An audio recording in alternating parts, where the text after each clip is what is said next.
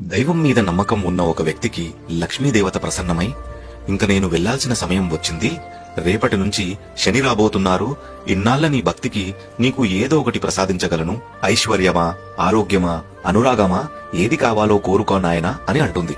అమ్మా, నాకు ఏ కష్టం వచ్చినా తట్టుకుంటాను, కాని నా కుటుంబంలో ఒకరంటే ఒకరికి అనురాగం ఉండేలా చూడు తల్లి అని అనగా తదాస్తు అని వెళ్తుంది.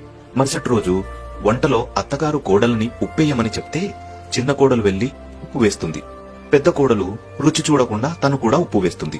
భోజనానికి వచ్చిన పెద్దాయన రుచి చూడగానే శని ప్రభావం మొదలైందని తెలుసుకొని ఏమీ మాట్లాడకుండా తిని వెళ్లిపోతాడు.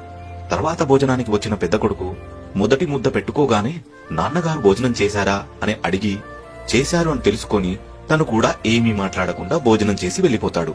చివరగా భోజనానికి వచ్చిన చిన్న కొడుకు కూడా మారు మాట్లాడకుండా భోజనం చేసి వెళ్లిపోతాడు. ఆ తర్వాత ఒకరొకరు తన భర్తలు భోజనం చేశారని తెలిసి వారు కూడా మౌనంగా భోజనం చేసేస్తారు. ఇదంతా చూసిన శని ఆ రాత్రి పెద్దాయన దగ్గరికి వెళ్లి, ఇంక నేను వెళ్తున్నాను, ఇంట్లో వాళ్ళందరూ కలిసి కిలో ఉప్పు తిన్నారు, కానీ చిన్న గొడవ కూడా అవలేదు, ఇలాంటి చోట నేను ఉండలేను అని చెప్పి వెళ్లిపోతాడు. ఆ మరుసటి రోజే లక్ష్మీదేవి మళ్లీ ఇంట్లో అడుగు పెడుతుంది. నీతేంటంటే, ఏ కుటుంబంలో అయితే ప్రేమ అనురాగం అర్థం చేసుకునే గుణం ఉంటుందో వాళ్ళ ఇంట్లో ఎప్పుడూ అష్ట ఐశ్వర్యాలు వెలసిల్లుతూ ఉంటాయి.